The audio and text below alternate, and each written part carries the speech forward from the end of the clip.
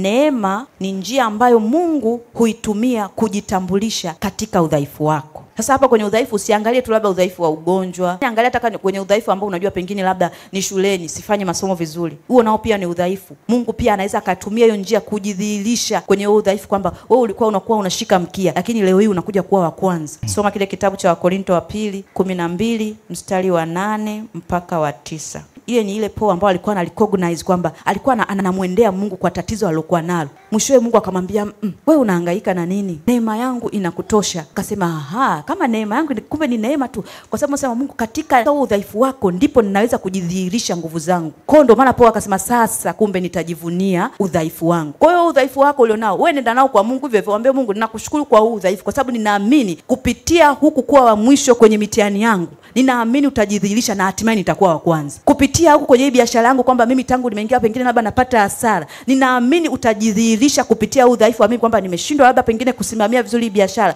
Sasa nimekukaribisha wewe uisimamie. Ninaamini utanidhihirishia faida.